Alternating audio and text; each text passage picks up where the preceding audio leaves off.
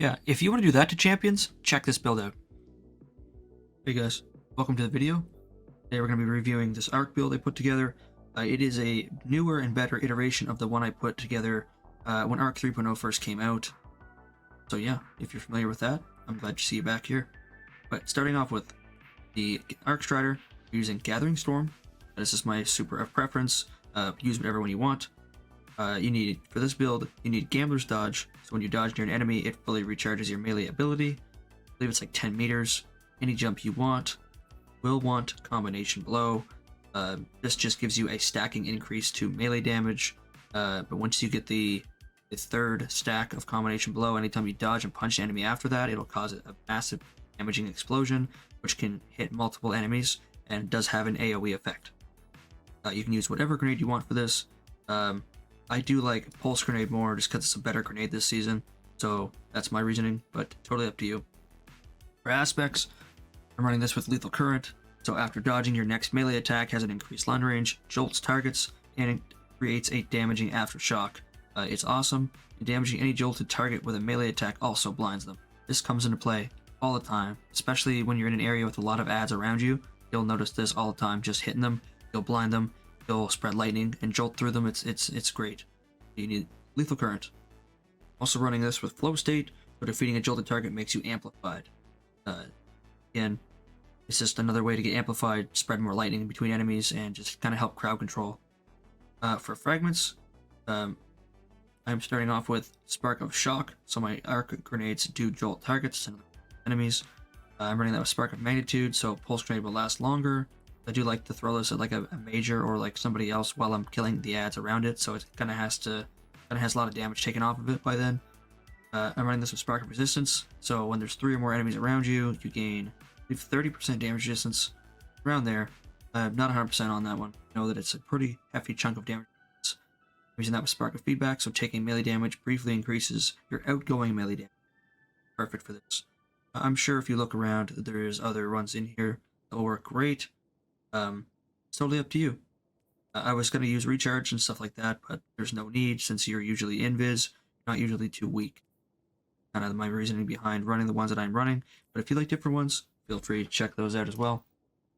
Okay, moving on to the armor. Starting off with the helmet, you want to run the Assassin's Cowl. So as you can see there, powered melee kills and finishers grant invisibility and healing. I believe the invis is like 5 to 7 seconds, but the healing is nice. Healing is very nice, and it's every time you get a powered melee kill. Every time after I dodge and punch and kill a guy, I go invisible and I get healing. So it's great. Okay, I'm running this with the Momentum Transfer, Heavy-Handed, and Impact Induction on my gloves. So what that does is causing damage with a grenade, reduces my melee, so just another way to get the energy. Heavy-Handed, which is whenever I kill an enemy with a melee, it makes an orb of power that I can collect for myself as well. I'm running it with Impact Induction, so causing damage with a melee attack reduces your grenade. Just trying to keep all of my abilities kind of in cycle, just because I do like having the grenade for whenever the hell I would like it. Chest Piece, I'm running this with Arc Resistance, Concussive Dampener, so anything that has an AoE against me, this will reduce that, and just some Void Reserves. I don't use my gun too much, but when I do, I like to have that just in case, just for the 1-2 punch. For boots, I'm using Better Already, so my health begins to regen immediately after picking up an orb. I'm always picking up an orb after every single melee kill, so this is nice. I'm running that with Reduces Melee Cooldown each time you pick up an orb of power, so that's Invigoration. I'm running that also the same thing, but with a grenade. So I get grenade back with Innervation. So you could stack multiple of any of these if you would like having one for each. Just kind of the way I've been doing it, but for you to tweak that to your liking. Cloak, running Double Outreach, so anytime I dodge, I get my melee energy returned to me, or I'd say like 20% of my melee energy returned to me. Then I'm running that with Powerful Attraction, so automatically collects orbs when I activate my class ability, and I'm always doing that, so any orbs that I make previously, anytime I dodge, I pick them up. Great. Check that out. Okay, now I'm going to blow up this gameplay in the background. Hope you enjoy it. It was actually pretty fun, and it's only in a Legend Nightfall, so it's not the hardest, but it is an 1830 activity. I'm just kind of running through punch and crap. Anyway, I hope you enjoyed this. I hope it helped you. If you have any questions, put them in the description down below. And yeah, you can run that with 1-2 punch, and I like to use Tractor Cannon as well.